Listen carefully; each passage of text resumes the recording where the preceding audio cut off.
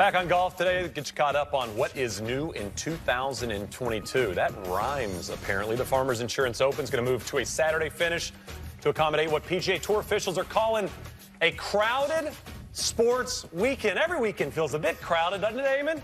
The event will be played Wednesday to Saturday with both the conference championship games and the NFL scheduled to be played January 30th.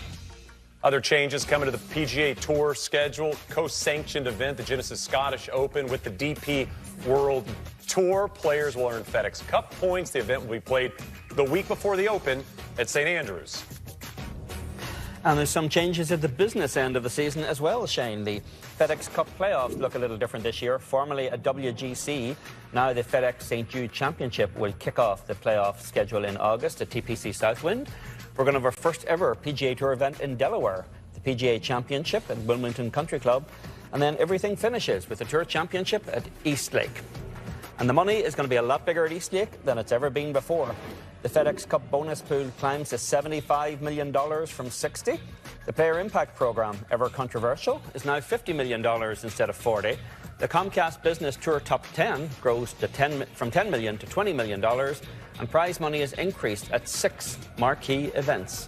All right, Eamon, what stands out to you when you kind of look at some of these changes for 2022? To me, it's the difference between what is logistical and what is existential here. In terms of the change at the Farmers, or even the Waste Management and Pebble flipping spots on the calendar, or the Scottish Open, things like that tend to be, to me, I look at them more as schedule and planning things. The existential ones are the coming together of the tours, the increase in prize money, the future schedule changes we're going to see on the PGA Tour, because all of those are very clearly designed to fend off a threat, however realistic it is at this stage, of a rival Super League financed by the Saudis. And it's a direct reaction to that. It's guaranteeing players money. And you see, even in the 6 marquee events where prize money is climbing, 3 of those are the Genesis Invitational, the Arnold Palmer Invitational, and the Memorial Tournament. Those are tournaments where the best players in the world show up. Those tournaments now actually pay more than some major championships. And I think it's a message is being sent by the Tour in terms of kind of solidifying its base, rewarding the top players, and you're seeing the evidence of it in both schedule and money. I look at the Farmers and just the idea of kind of changing some scheduling things around. I mean, we've been married to this Thursday to Sunday deal in golf for a long, long time, and I like the idea of just moving it around. Why not try Wednesday to Saturday? Why not try? And I think the Korn Ferry Tour should stick to this for the season. Why not go Sunday to Wednesday? People don't work traditional hours anymore. They're not going to the office and working 8 to 5. People are looking for live things on their televisions. And the fact that you could present a Korn Ferry Tour to people on a Monday or a Tuesday afternoon, now all of a sudden you have something you could throw on. I mean, we talk so much about gambling these days with our friends at PointsBet. Yeah. Now you've got something you could potentially wager on as well. People would tune into those types of things. When there are sports on days where there's typically not sports on, you watch. And why not give something like the Korn Ferry Tour that opportunity? I also look at the Waste Management Phoenix Open, considering what's happened with the Farmers, and I feel like why not in that event on Saturday? I mean, every time we get to this event, Saturday is this enormous day, and there are 200,000 people out at the golf course, and it's crazy, and it's chaotic.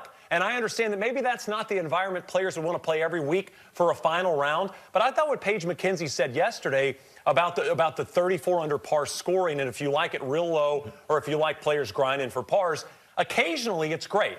Occasionally it's helpful. Occasionally it's nice. Why not have the final round on that Saturday? Give Sunday to the Super Bowl. They take it anyway. And let's see what happens on a Saturday when there's 300,000 people out there watching these players play for the trophy, play for that final paycheck. It's the same people who are there on Sunday. They're just waking up from having passed out there. They slept in their cars. Afternoon. That's right.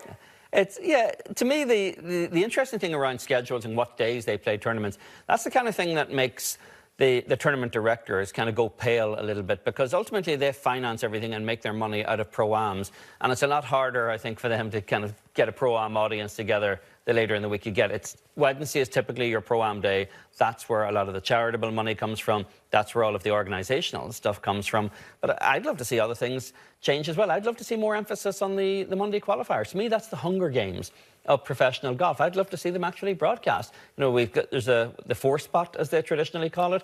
4 guys just played their way into the Sony Open this week at Wailea. To me, that's real kind of drama. Those guys are out there hungry as heck, and I think you know, there's an audience for watching them. Yeah, it's a good point. I mean, we watch some of the best in the world compete each and every week, but it's not changing their lives. It's maybe changing their career and it's changing their Wikipedia page, but it's not necessarily changing who they are. If you go out and win a Players, or you win a major championship, or you win a FedExCup, that could change the next 10 years of your career. But winning week to week when you're already a superstar is not necessarily changing your life. And Monday qualifiers are seeing life-changing moments happen in front of them. And we're going to talk to Ryan French here in just a bit about exactly that.